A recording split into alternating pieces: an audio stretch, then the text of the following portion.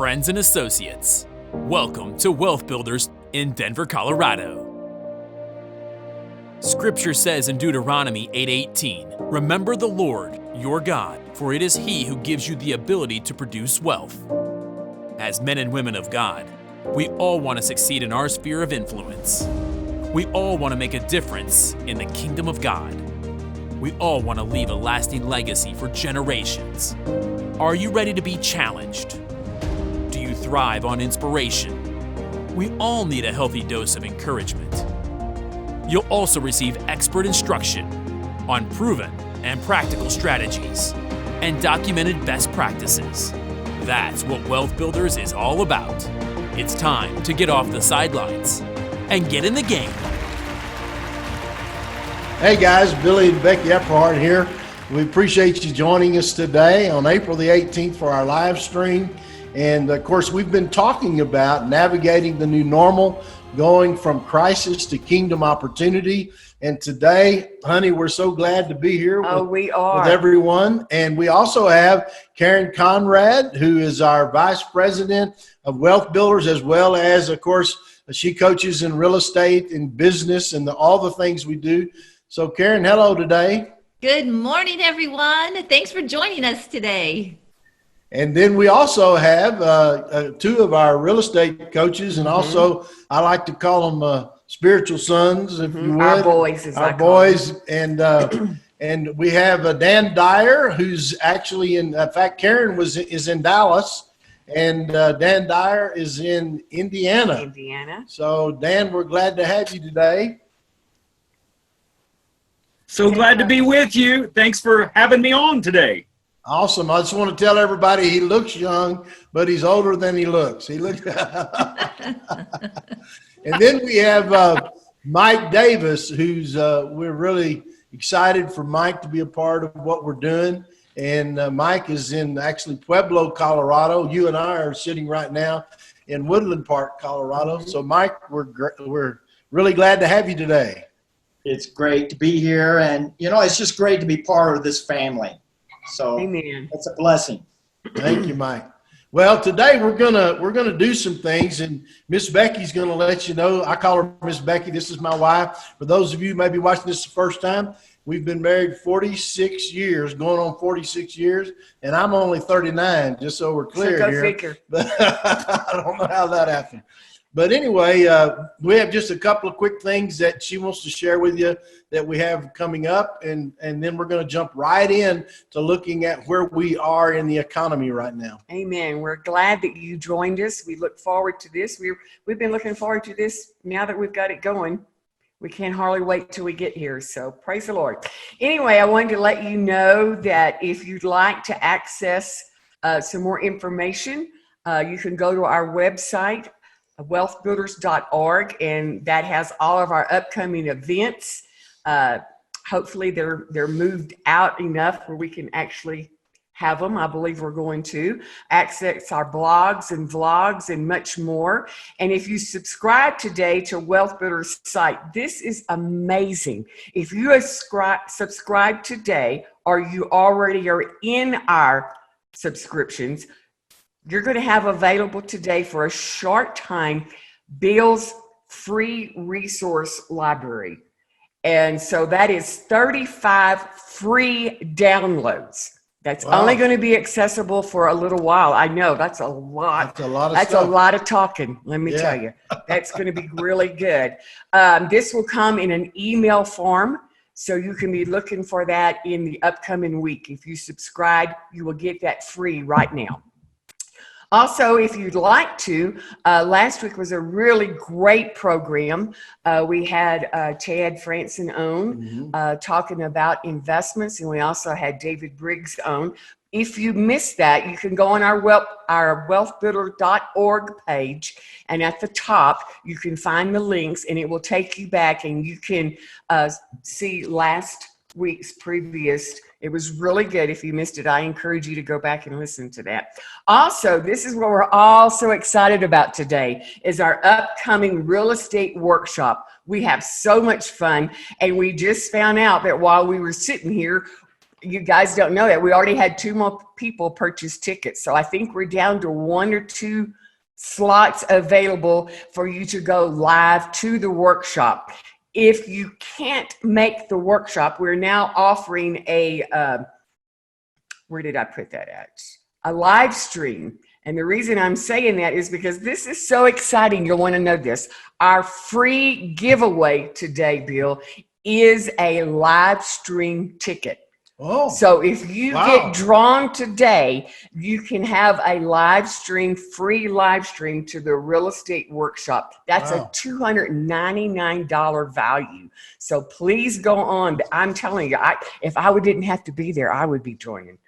So anyway, it's a lot of fun. So anyway, we need for you to know that's a video live stream that you can purchase if you go on today and get a discount. It's called RE100. That'll be $100 off, so you can get it for $299. So that's a great. Sorry, this is live. Apologize. So anyway, I've already talked about the giveaway. Last week, our winner was Joseph Calley. It doesn't say where he's from, but Joseph, congratulations. So anyway, again, I want to encourage you to go to WealthBuilders.org and sign up. I can't tell you how exciting this is. Also, if you have to want to interact and have questions today, please go down to the live chat, type your question in. We have all of our behind the scenes gals working on that, and we try to get to every one of your questions. And then some of them will be able to go on live at the end this afternoon. So we're excited about that. So the only other thing we have is if some of you have asked, how can I give? If you'd like to give, you can go to text the word give. You can go on, and the number is 855-444-8056. That's all of the announcements. That's awesome. Well, I just want to tell everyone thank you who are logging in, tuning in to these live streams on Saturday. And I was just asking Celine, who works with us, where we were in how many views and things that we've had. And so I think our largest one we've done so far, we've had 70,000 views, and we've had over 6,000 through plays. So we really appreciate those who are watching and participating with us. And we have people watching from all, there's 7 continents, but we have people watching from 6 continents every time that we come on. So we want you to know we appreciate that. Now, today we're going to jump right in and talk about the economy. And I want to say this in the light of COVID-19, that where we are and the challenges we have, of course, are global. They're not just here in the U.S., which is where we are now. We know people from Australia are watching, and people from India, and people from Europe and Africa, and of course in parts of Asia. So we're hearing from all of you, and we appreciate that. Continue to comment and chat and let us know you're out there. We really appreciate that. But right now, we're going to use the S&P 500 that we've been talking about as an indicator, kind of a temperature for where we are in the economy. And I want to say, as I do this quickly, I just want to say that one of the things that I believe is happening right now is that the actual S&P 500 is actually kind of disconnecting a little bit from where we are economically. It has literally, when we talked about a V-shaped recovery back in the first broadcast we did here with this, we're actually seeing more of a V-shape. However, as I said last week, I really believe we're going to be more of a U-shape. But let's just quickly go and watch where we've come from since we've started coming on, and just kind of watch where we are. So we're going to put up the March the 20th, and you can see there on the right where it had come straight down. Literally, you can see when the COVID-19 was announced and people realized, hey, this thing is real. This is what happened to the stock market. It went straight down. Then exactly a week later, you can see it coming back up on March the 27th. You can see it actually coming back up. If we could go to that slide. There it is. And you see kind of the pop-up there on the bottom where it's starting to come back up. And then if we go to the next slide, April the 3rd, you actually will see where it actually kind of went up, and then you can see where it's coming down. You see that? And then if we go to the next one, which is April the 11th, And then you can see where it popped back up from that down. Everybody see that? You can kind of see that. And then if we jump to April the 18th, you can see where it's gone up just a little more. And I just want to say to everyone, because people, write us and ask us, honey, where do you really think we are? Well, where we are, I believe, is that as you're looking at the April the 18th one on the screen, I believe that that's going to widen out. I believe that we're going to go back. Personally, I believe this. We're going to go back and test the lows. What that means is where you see the bottom there, I believe the market is going to, at some point here over the next month to 3 months, it's going to go back down in that category, and it may go back up some more before it goes down. So just kind of be conscious of that.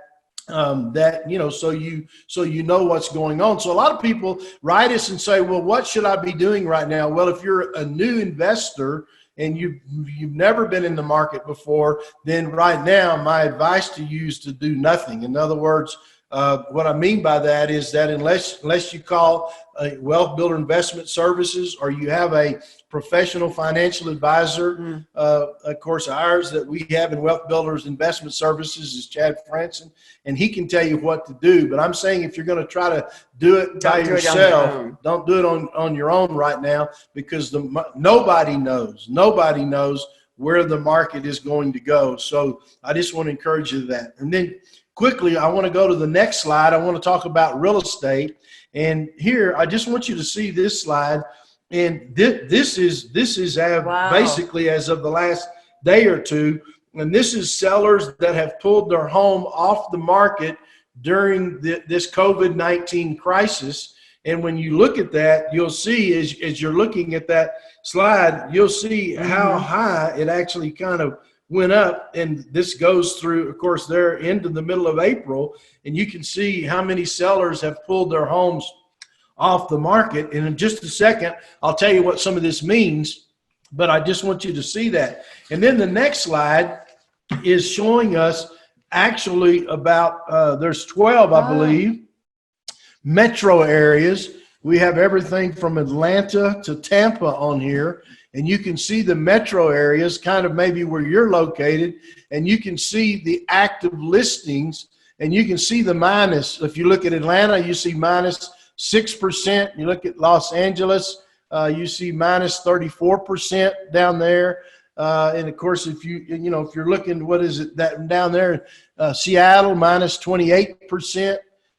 So as you can see, you see these things. What that just means is that the listings themselves, the numbers of properties that are on the market have tremendously decreased. Now, let me say this. What that could mean, I don't mean, I'm not saying that it can mean it, but what it could mean, honey, is those that are still, some of those listings that are out there, if you'll actually see this next graph that we have, this is a powerful graph because you can see the drop in the asking price that has happened. Wow. And so the reason that I'm showing you this and showing you these graphs is that the houses that are still listed, properties that are still listed, they're dropping, and you could actually begin to find some better buys right now in regards to that. So let me just pitch to our coaches that are there, Karen, Dan, and Mike.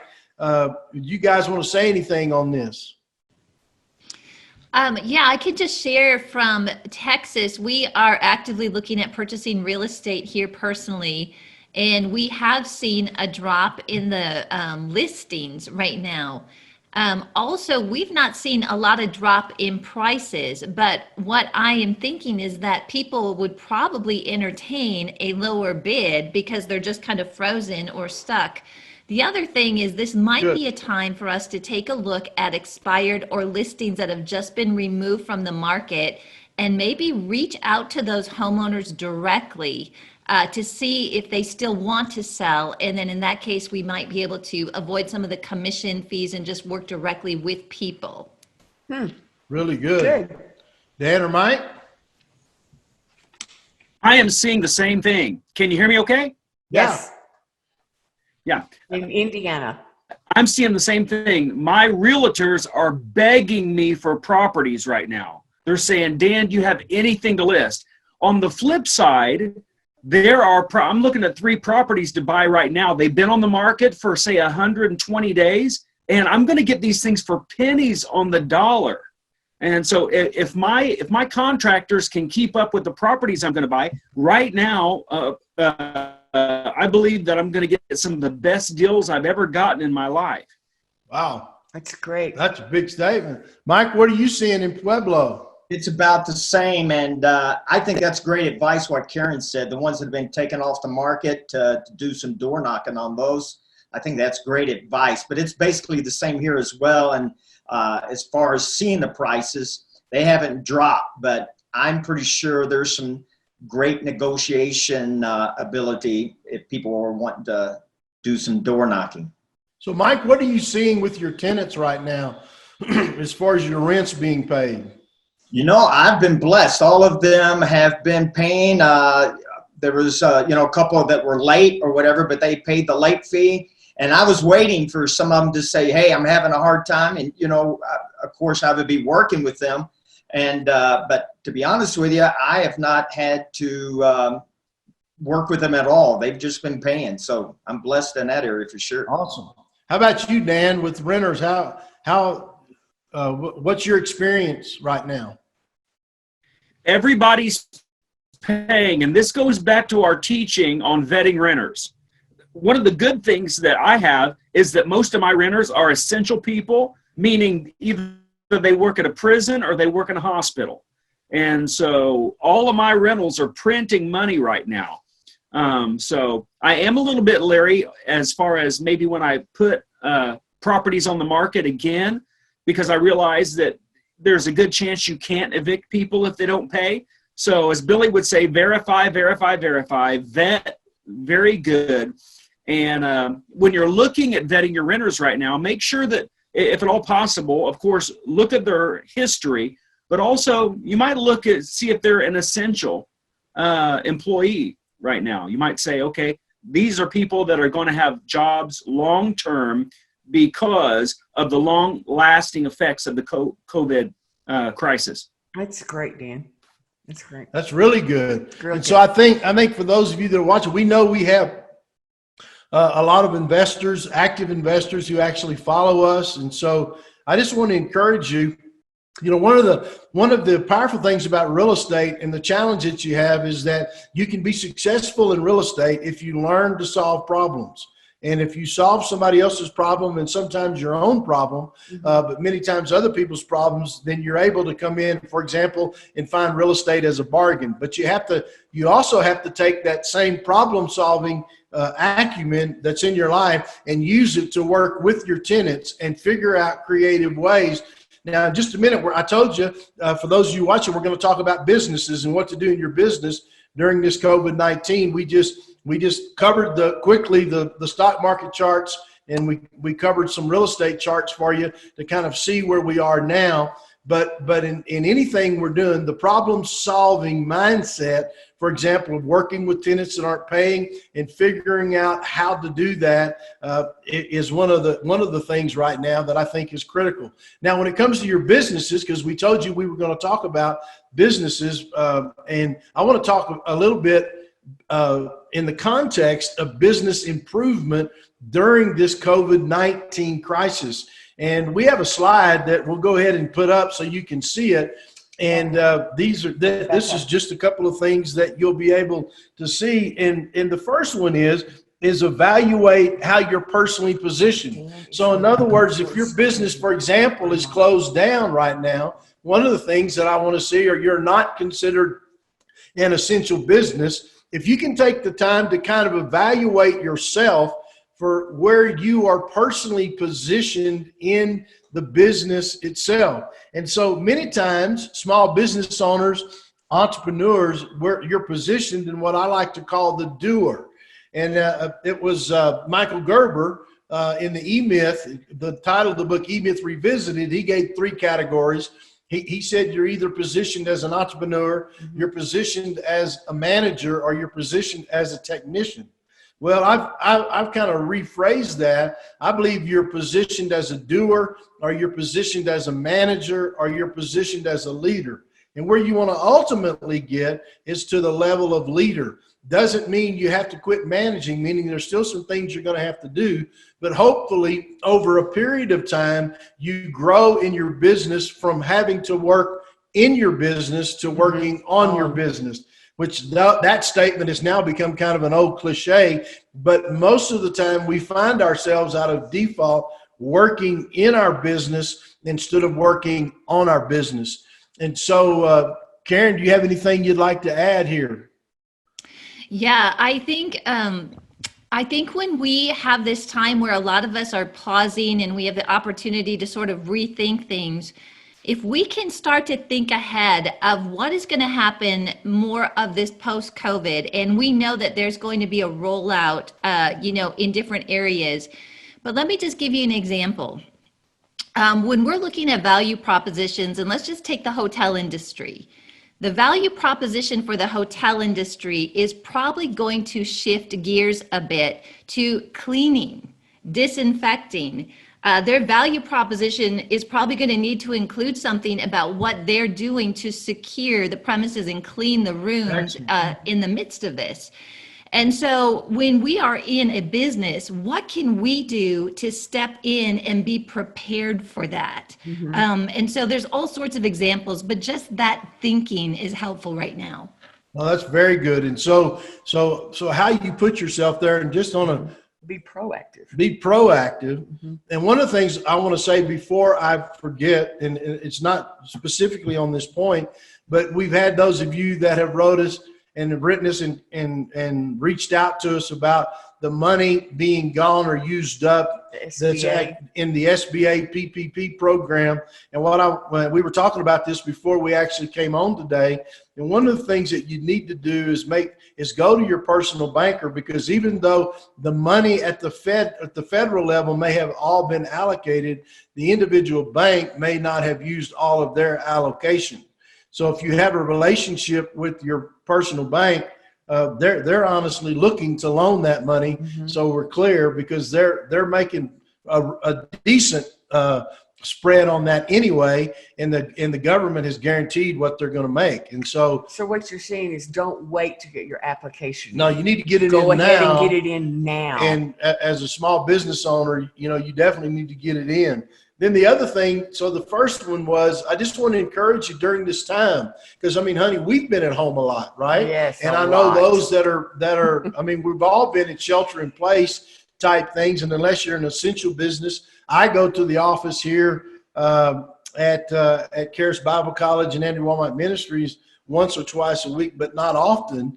We're all working from home. So I'm just making the point that during this time, and of course, President Trump has said he's going to reopen the economy. And I think, he's talking around the end of April there to be able to reopen. And of course, I want to say, I believe it's going to be a slower open. Now, I'm not believing for a slower open. I'm saying that what I think is going to happen is that it's going to have to be rolled out.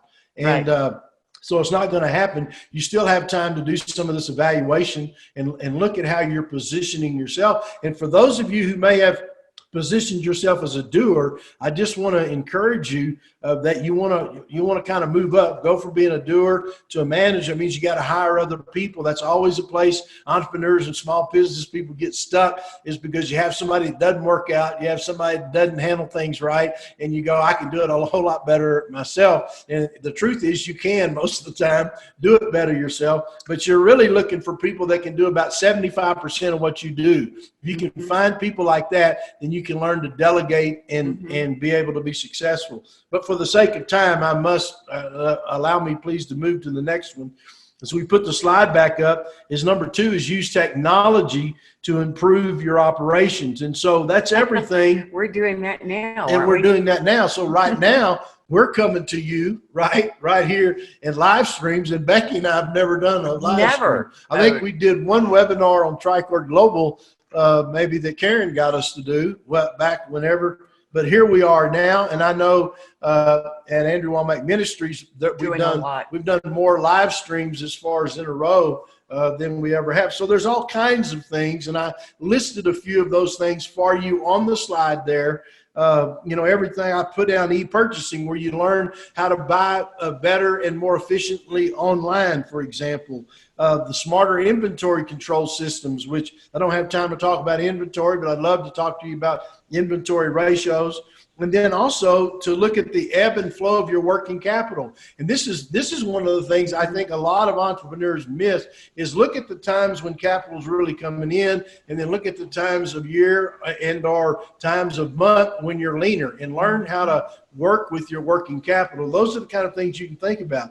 And then the third one is review your existing processes. And one of the things I think that's really powerful, now we do a teaching in the Business Mastery Workshop, Karen, where we talk about a tool that we use that we call the Business Model Generation Canvas. And Karen, that canvas really helps people to see things on what I call think on paper on one page, to help them understand the processes. It does. And we do business coaching. Some people may not be aware of that, but we've got a group. And one of the things that we talked about this last week with the group is it's really time to get that business model canvas back out. Because when we look at our revenue streams, we look at our value proposition, our customer segments, even expenses right now, we're learning during this COVID time that we actually have some variable expenses that we used to think were fixed expenses. That's so good. Pull that back out, take a look at it, and re-look at it through the lens of what we're going through and ahead to what's next. That's really good. Really good. Yes. And then the last one that we'll kind of bring to you here is upgrade productivity. And you can see on the slide there, assess your competition. And I put the word in there, benchmark. One of the things that a lot of times that we miss is really researching the industry that we're in. Even if you're just a one-man shop, right? And a one-woman shop, or if you have 10 employees, learn to benchmark. For example, somebody says, what does that mean? Well, for example, look at your payroll cost compared to what other similar businesses are like in your industry. Or for example, look at your inventory, not only cost, but your inventory time frame compared to what you have, compared to what is happening in your industry. It's called benchmarking, and it means you're comparing yourself so you understand how efficient you're being and how cost effective that you're being in what your costs are. And then also learn when you're doing this, then I encourage you coming out of this COVID-19 thing is learn to, as you do these things, focus on just a few priorities. I know that one of the things that we even did last night is that we went to one of our favorite places to eat. We're big on eating. Yeah, but we didn't get to eat there, right? No, we couldn't eat there, but that's what I was talking with them about, Yeah. 6 feet apart. Yeah, you went in to get the food. They had right? never delivered. Yeah. They had never delivered their product. And because they didn't think they had the capability Right. or how to even do it. Now, all of a sudden, they're forced to have to think this way. And so they've been pleased to have the outcome that they've had. Yeah. So they're even thinking now about keeping the delivery service for the dinner menu available. Well, that's a perfect example, honey, because what can happen is you keep it, then your restaurant opens back up. Now you have extra capacity because you created it during the COVID-19. You have capacity now to deliver, whereas before you didn't, and you didn't even think that way, much less. So now the COVID-19 is forcing you to do what our theme is crisis to opportunity. They're actually finding an opportunity. And so I think that's a great illustration. That happened to us last night. I was so excited. Because we like their elk chili. It's not bison. They deliver now. It's elk, Praise and they God. deliver now. So we're eating the elk chili. It's awesome. And then the last thing, of course, on this is then measure your results. And so one of the things that I just want to encourage you with is to, on this business improvement during COVID-19, is learn to take the time to evaluate. And then just with the illustration you gave, which, honey, your illustration made this whole teaching work. Thank you. I appreciate that. So what we're going to do right now is take a moment and to answer your questions. and we just want to say we have such good questions that we think it's great to have a little bit more time. Yep. Because you're asking such good questions, and it draws it out of these panelists and out of you. Well, and last week we didn't have a chance for to be able to take a lot of questions, and so this week we're going to have an opportunity for your questions. And so, Karen. Yeah, great. We've got a lot of great questions coming in. This one came in from chat, and the question is, does the stimulus package include money for startups? Yeah, well, the short answer to that is no. And what I mean by that is that in the PPE program, which is the primary program for most small businesses, they're wanting to look at your payroll, and they're going to look at your existing historical payroll to kind of know where you are. So there's not money in there. Now, I will say this about crisis to opportunity is that you should, if you're a startup, go around and visit some banks and bankers during this time. When I say go around and visit, I know you can't physically go in, but you start contacting them and start communicating, because you may find one or two really key relationships for you, because here's the kicker. The ones that are doing the majority of these loans are already SBA lenders, and some of them are higher ranked SBA lenders. And so it allows you to go in right now. Mm-hmm. And even though I know those bankers are extremely busy, overwhelmed right now, but you can still start reaching out if you're a startup.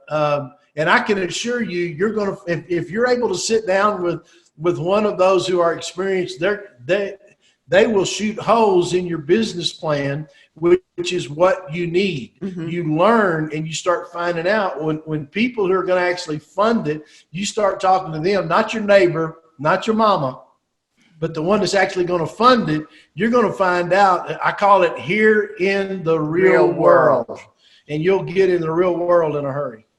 Oh, that's awesome. Thank you. All right. This is from Mia Colombo, and she says this: where do we find the properties that have been recently removed from the market versus sold? Okay. One of you guys take that. Dan or Mike, do you want to take that? Go ahead, Dan. Yeah. When I look on Zillow, a lot of times it shows the properties that aren't on the market anymore, or ones that have been removed. Also having good social capital with the realtors in your area. And so now that is a great opportunity. That's what I was going to say. Having your realtors, they know what's been taken off. So your social capital, like Dan said, is asking the realtors, and they'll say, this one's been taken off, that one's been taken off. So that's a good one. That's awesome. All right, thank you. This is from Laurent, and she says, hi, Billy and Becky. Laurent and Julie in Europe here. Hope you are well. We are thinking about getting into real estate in the UK, but they are currently building a lot of new houses. So what does it look like right now with new construction? Well, I think the challenge, that you have when we're talking about, say, Europe, or some of the other places in the world, always remember when we talk about valuing real estate, you are actually looking for, and I'm getting ready to say something I'd like for those of you watching wherever in the world to hear what I'm saying, is that what you're really looking for is total return. Now in America, in the US, because we already have recognized the way we're set up and what our tax laws are here, then we know based on that kind of what the return is going to look like. So we have put some formulas together to actually let you know very specifically. For example, we say you need to make a minimum of 1% gross rent on your total, based on the total investment you made in a house. What that means is if you bought a property and it cost $100,000 US, you need to make $1,000 a month in rent. Now, for those of you that are, really big operators, then, you want to make maybe $1,500 a month, and that would be like, 1.5%. People that are in Europe or people that are in Boston in the U.S. or people that are in Seattle in the U.S., they're probably not going to find those kind of returns on their monthly rent. So here's what you have to do is total return. So whether you're in Europe or Australia, because Australia's properties are negatively geared, which means they're made, the way the government has set it up for tax purposes is that you have to lose money to make money. Literally, that's the way it's set up. Mm-hmm. So here's what you're looking for. Bottom line, in the UK, you're looking for, we call it ROI, or your return on investment. So when you take everything into consideration, then you look at what your total return would be. And you basically take, for example, in the UK, you have a pound. And if you're going to invest a pound, what kind of return on investment am I going to get from that pound? Now, that's going to include everything, your income, your tax write-offs, other opportunities they give you long-term, your appreciation. All of those things have to factor in for you to determine your return on investment. I think that's really good. One of the great testimonies that we had from one of our international people that had watched part of what you had instructed in a real estate course. And he went instantly and found out about his tax. I'm talking about in the Netherlands. In the Netherlands, right. He went and found out that his tax situation was very favorable to landlords, right. to investors. And so he said if he hadn't started off with that and gone out beforehand, then it would have looked not favorable for him to do it. Right. And so you really have to do your homework.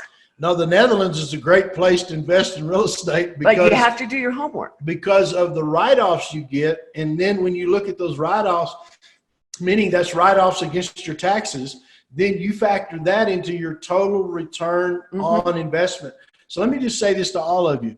Whatever asset you're going to invest in, it doesn't matter, anywhere in the world, you're looking for what is my personal return on investment. So for example, what Billy may need and Becky may need as a return on their investment would look different for you, because sometimes I may need tax shelters and I make an investment for that purpose, and my return is good because it's sheltering other income.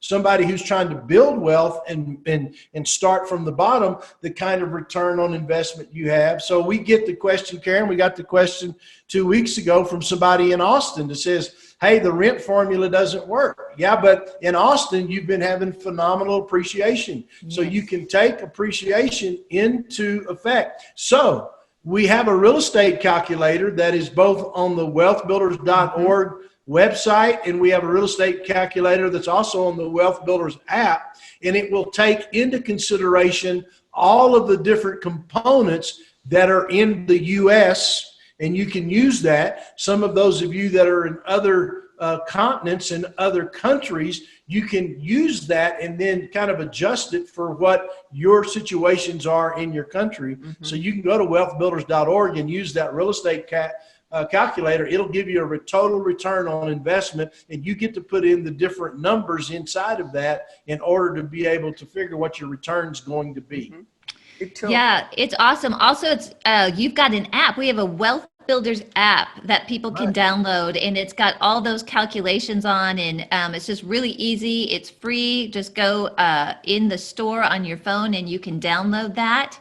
Also, Dan, Mike, and I, when we do real estate coaching, we work with clients for a period of 12 months, kind of walking them through the process. And we've developed something with the clients too that's called alternative rent ratios. And so there's a lot of information like what you're describing in each market. There's opportunities in every market if you know how to go about purchasing it, and then you are disciplined to make sure that you don't purchase something that doesn't provide a return. Absolutely. All right, so we're getting some questions, Billy and Becky, on VRBOs or like the the home rentals, vacation rentals. And this came in from Edwin Petty, and he says, what's your opinion on buying vacation rental property in Gatlinburg, Tennessee at this time? And then we had someone else chime in right behind that on chat. What do you think about Texas? What's the future for vacation rentals? Well, let me say this about vacation rentals. Always remember, we talk about return on investment, right? So always remember, you want to be able to pay for your cost with a vacation rental in what I call the 16 weeks of prime rental. There are a few areas out there where you can do it in 12 weeks. And here's what I mean by that. If you look at what your principal, interest, taxes, insurance, and your management HOA fees are, if you have those for that particular vacation rental, and you add that up for the whole year, so that's going to cost X amount, right? Whatever it is. Then if you can pay for that, meaning cover that entire 12 months of expenses and 16 weeks of rentals, then that's a really good opportunity to be able to do that. So that's the gauge that we use on vacation rentals. The other thing I want to say on vacation rentals quickly, Karen, is this, is that for most of you who buy a vacation rental, the mortgages are more favorable if you purchase it as a second home. But then you have to be careful if you consider it as a second home on your taxes, because then you don't get to rent it out more than 2 weeks a year anyway. One of the things I wanted to say too, because this is happening right now with part of our family, is that on the Airbnb and the VRBOs, be sure and check your local government, because some of the townships or even the states. I know our daughter lives in Hawaii, and the state of Hawaii has already banned Airbnbs. And so now a lot of people there, because it is a tourist place. Yeah. So you need to be very careful and check that out before you purchase. That's a good point. With your mindset on being an Airbnb. Yeah, that's good. Good, honey. That's really great, Becky. Thank you. All right, this question comes in from Gordon Olson, and he is from Anoka, Minnesota. Another Minnesotan. Hey, Gordon, shout out to you. I just purchased my first rental property. It's an older duplex with an FHA loan and Minnesota down payment assistance. So I'm currently house hacking. I'd like to purchase another property this year. What would you recommend, and what do you think about private funding for this? Well, let's let one of our Dan or Mike take that. I think you have to go by the numbers that you always teach us, Billy. So the 1%, and as far as the area, make sure you don't pay 2 to 4 times the median income. But if the numbers work as far as private money, yeah, any way you can get money or get down payment and the numbers work, go for it. And let me just say this. I agree with Mike. I have a friend in it's called Blue Earth, Minnesota, and he's bought a lot of properties right now, all hard money, no bank, and he's doing really good. They're getting a good rate of return from the hard money lenders, but he is just knocking it out of the park. So yeah, like Mike said, however you can get the money, just make sure your terms are, if it's not in writing, it doesn't exist. Make sure your terms are good. But yeah, totally. Buy all the property you can if the numbers work. Well, let me just say this: there's more money available, private money for real estate investing right now, probably than there ever has been. Now, because we don't know what's going to happen economically, as some of that may have been might tighten up a little bit, but because interest rates are so low right now, people cannot go and get a return on their money. And so for them to get like an 80% first mortgage on a house and fund that property for you, many people out there would prefer to use that. And by the way, people can do that with their retirement funds in their retirement accounts as well, because right now it's very hard for them to get some kind of fixed interest rate. Bonds are going crazy now in a bad way.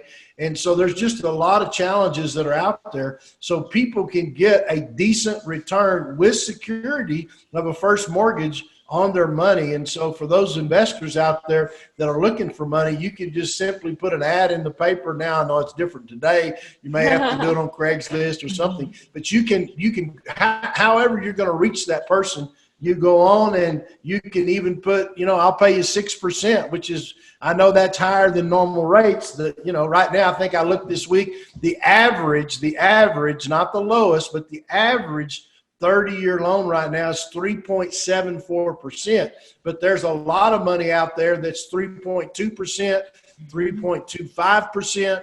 And so the point being, if you're willing to pay 5 or 6% on a first mortgage, which, by the way, before some of you cringe too bad about that 5 or 6%, you go back and look at historical rates and just see where we are going back 100 years, and you're going to be somewhere in that 6% to 7% category. So I know some of the millennials and what's the one after millennials? Is that Gen boomers, X, Gen Z, Gen Zs, Gen Y. They're 6% to them sounds crazy, but They've and never I, seen it. the first house we bought, we were at 9%. Oh yeah. The first, and that was a good rate back then. So just to let you know, there's a lot of money out there. Yeah, In the that's 1970s, great. I'm sorry, in the Go ahead, 1970s, my parents' mortgage on their home was at 14%, and Yeah. they didn't blink at it. It just was what it was, you know. Yeah, that's right. That's right. Great. All right. So this is from Adrian Martinez. He said, we're planning to buy one investment home after reading your book, Real Estate Mastery. Should we wait to see what the market does for the next few months before investing? They're in Austin, Texas. Yeah, so I would say with Adrian, Austin is an area that has high appreciation. There's a lot of demand there. And one of the things, and so this is worth a nugget if everybody's listening. I'm going to give you something that's worth something. And that is this: when you're in a metro area like Austin, one of the things to do is that if you want to just play the appreciation game, then you can buy in close to the city of Austin. But if you really want to do what Dan and Mike have talked about today, where you get that 1% to 1.5% return, then go out to some of the smaller towns that are out around Austin, and where Austin's growing. And you'll get a little bit of appreciation push. In addition to that, you'll be able to purchase the property for less money, and then when you rent it, you can rent it at a rate that you get what we call a reasonable return. And so that's just some advice. If you're in an area, learn to look outside of the area in order to be able to find the cash flow. And if I could add to that, Billy, as far as the history charts go, the last 75 years, it's 5 to 6% appreciation on a home. So Right. if you hang on to that 10 to 12 years, your house is going to double. So that's great. Yeah.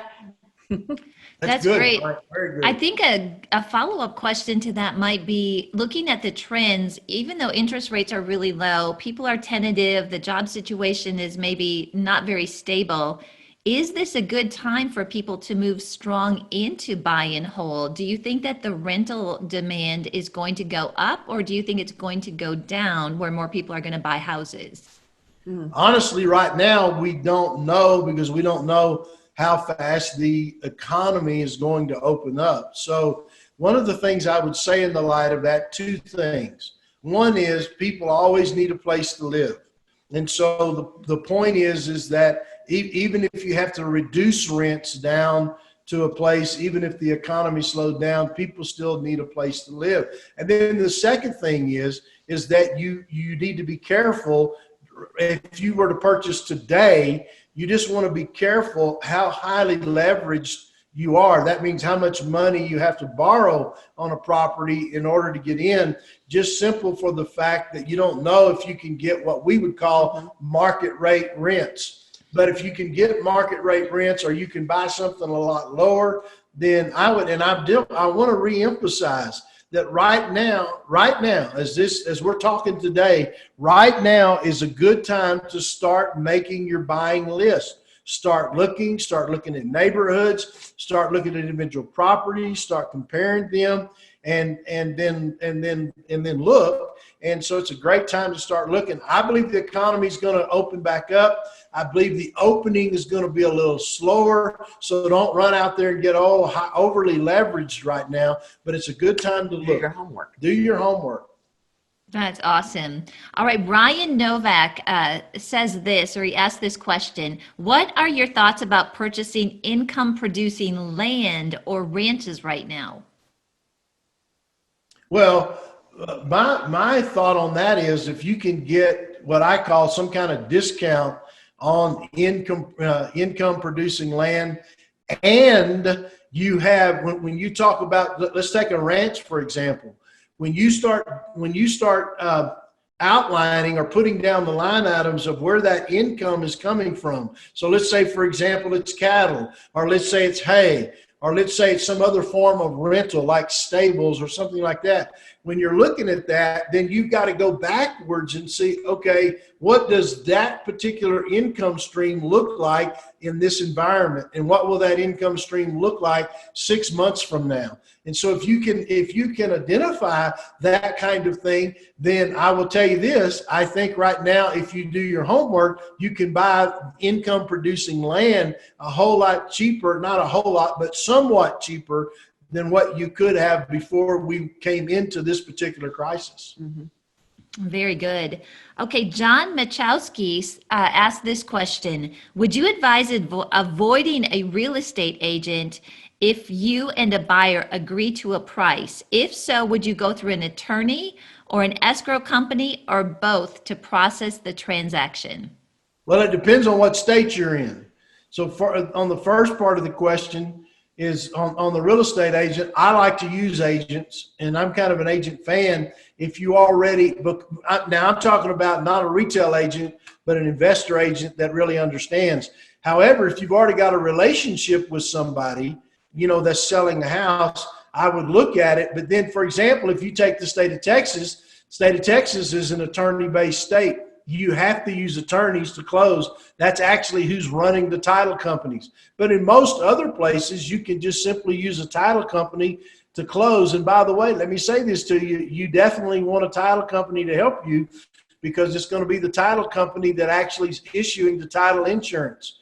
So you want to make sure that you're getting now I'm talking about you buying it outright. Now, if it's the seller that's providing seller financing, then you would need, in my opinion, an attorney or a title company that's willing to be able to help you handle that, so you dot the I's and cross the T's. And all of you may, Dan or Mike or Karen, you guys may want to add to that. Yeah, I think one of the things, and then Dan's going to hop in here, is, there's knowledge levels. People have different knowledge levels on real estate. If you're new going into real estate, that's not the time to do a transaction without a real estate agent. The amount of money that you're going to pay that agent or they're going to receive is going to be well worth it. However, if you're quite seasoned with it, maybe you have connections and relationships, maybe a mentor, someone to help you walk through it, I think there are some opportunities. And Dan, you're going to say something too. Yes, I buy quite a few properties without a real estate agent just because of my social capital, but I have a really good local attorney that is a real estate guy only, and I have a great title and abstract company that always is the mediator between the deals. So that I'll just echo what Billy had said with that. Okay, great. So now we're going to shift gears a little bit, and we've got some business questions coming in. And Mona Hilton asked this: do you have any online teachings on the business model canvas? Well, we do. And Karen and I both, of course, teach with that. And we have a series that we have that's called the Business Mastery. And in Business Mastery, we take you really line by line, step through step through the business model generation canvas. And it's a great tool. In fact, it's my favorite tool. And anytime I'm talking to anybody about looking at their business, whether I'm talking business funding or I'm looking at the processes inside of your business, I will use that. And so you can, and by the way, I guess I don't think I'm supposed to say this, but we do have our Wealth Builder University website that will be launched. And Karen, I'm not sure, but I'm going to ask you this right here live. Sure. Can they go to Kajabi in our Kajabi website right now and download or get the Business Mastery Workshop? Yes, they can go to the wealthbuilders.org website and there are online courses. But also, there's actually a lot of information out there on Billy's blogs and vlogs that are completely free if you want to just kind of get an introduction to it. I was actually looking at this the other day. I had a question come in, Billy and Becky, and you've got 4 blogs that are all on the business model canvas. So somebody can just get a little bit familiar with it and they can still do the online teaching. And since you did mention Wealth Builders University, I want to let people know that we are working on a fabulous subscription site. We get so many questions that people from around the world, they want to learn more from Billy and the Wealth Builders speakers. And we're actually going to be testing that in the next 2 weeks, and we will be launching that very soon. So you want to take advantage of this. It's going to be amazing, and it's going to cover all of Billy's main topics. For example, we're going to have a training on real estate. We're going to have one on business, and we're going to be changing that training out on a frequent basis. So somebody's going to be able to get a lot of information. There are going to be 3 levels that we've put together. The first one is as little as $9.95. They're going to be able to view some of the teachings Yeah, and that's get a $9. That's $9.95. a month. A lot of times when we say $9.95, people think of $900.95, $995, but it's $9.95. Yes. And then if you want to go in deeper, we've got a second level and a third level that actually provides you with the teaching materials, the PowerPoints and worksheets. And so to just stay up to date on the rollout of Wealth Builders University, go to wealthbuilders.org, click on subscribe, and you will be on our mailing list and you'll be the first to hear when Wealth Builders University rolls out. It's exciting. But they can download, Karen. They can. Now they can download. They could go on if they want business mastery now. Yes. They can go to the website and be able to do that. Yes, they can. And there's also physical product available if somebody likes a USB. So you can go to the store at wealthbuilders.org as well. And we've got a business mastery workshop that's going to be coming up in August. So we'll have those dates for everybody as well, where you can join us in person. And we'll probably have that same live stream option for the business mastery workshop. Great. Good. Great. Okay, here's another question coming in on chat, and it's due to coronavirus. Business is freezing. How can we start our business back up during this crisis time? And I think, again, that's a great time to start looking for opportunities, because what happens sometimes is we get in a rut in the way we're doing business. And we think one way. We think one way. We think very linear. It can only be that way. And what we need to do is look for opportunity to be creative. And right now, whether it's the delivery type service you were talking about, or other ways to communicate with our customers, other ways to connect with our customers, other ways to sell to our customers. And so that's where I think one of the key elements here is really allowing the Holy Spirit in your life to be creative over what you're thinking and what you're doing, and use this as a time to examine that. So instead of looking at your business as freezing, there's always, anytime there's a crisis, there's always opportunity on the other side that if we'll look and we'll pray, God will show us what that is. And I think, too, some of the things that's coming back is people are focusing more on customer service. Yeah. We've kind of gotten away from that a little bit, and I think they're going back to that. And so that might be something that you can think forward with. How can I better serve once they start coming back? How can I better serve them? Yeah. Good. That's great, Becky. And we have a little donut shop here down the road, and that's exactly what he was saying. Dave was talking to him and just asking him how business was, and he said, I've just noticed that people are coming and they're hanging out. It's more of a community where people used to just go get their donut and coffee and leave, and now they're wanting to communicate and network with each other. So you're spot on. That's awesome. I also just want to mention on that there are some changes that people are experiencing where they're seeing incredible increase. And I think in the ministry is an example of that. Like I work with a television network, and they just had incredible increases in ratings over Easter weekend. People are very interested right now. But I think sometimes we also have to look and say, I've seen these increases, but what can I do to look ahead when people go back to work so that I'm ready to transition this increase I've been experiencing into the normal of when people are actually moving back to work. So I think it's always strategizing, like you say, looking ahead and thinking about what is the next move and opportunity based on what I'm seeing today, but what's going to happen in a month and 2 months. Yeah, Amen. it's good, man.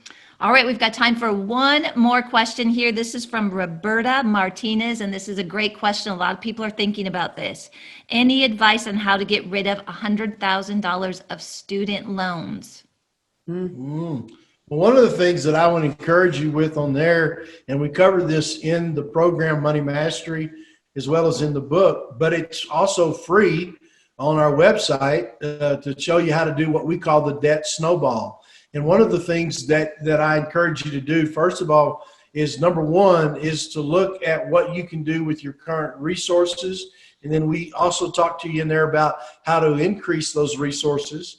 And to be able to pay off a debt like that. You used to do that, but you would take actually the legal pad. This is quite a few years ago. You take an old yellow legal pad and Wrote everything out. And we were married in 1975, and so she did this in the early 1980s. And she'd take all the debt, and then she would look at which one, and this is common teaching for those of you that know what I mean when I say the debt snowball, but she did this on her own. She just looked at how much money we had to pay every month, and then she looked at, okay, which one could I pay off the quickest? Not which one had the highest interest rate, but which one I could pay off the quickest. And so she would just start taking that extra and putting it on there. She would get that one paid off, and then she would take that whole amount that she now had, and she would put it on the next debt that she could pay off in the shortest number of months. And we did that, and she did it. I couldn't believe it. She did it in 14 months. And I was sitting there thinking, we're totally out of debt. And I was thinking this was going to be for a lifetime. Now, when you have $100,000 worth of debt, then that might be more challenging. However, I want to tell you, it's not as daunting as it may sound. It can be done. It can be done. And if you really are committed, so you can get in our blogs, somewhere in the wealthbuilders.org in the blogs, it outlines the debt snowball for you, and you'll be able to go find that, and it'll show you step by step what to do. Awesome. Thank you so much, Billy and Becky. We are out of time, so I'll turn it over to you to close our live stream today. Thank you. Well, honey, we appreciate everybody watching and tuning in today, right? And we just want to encourage you that on Wednesdays at 1 o'clock, I come on and answer some more questions. I take about 15 minutes and answer questions that we have on Wednesdays. And then we'll be right back here next Saturday at 10 a.m.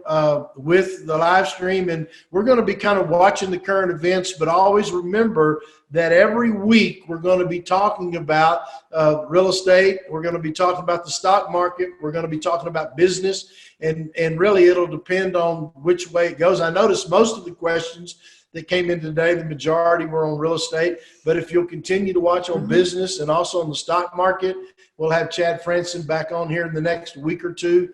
We'll be talking about investing and some other things that we have going on. So we hope people find this helpful, but let's pray for people today. Amen. So we want to pray for you today before we go. So Lord, we thank you today in this time of crisis that literally we're taking crisis and turning it into opportunity. I speak healing and health over people's lives today. I speak over their finances and any place they find themselves today financially. We pray increase and blessing over them. Bless the work of their mind that they can see the steps they need to take for their life. In Jesus' name we pray. Amen. Amen. So we'll see you right back here next week.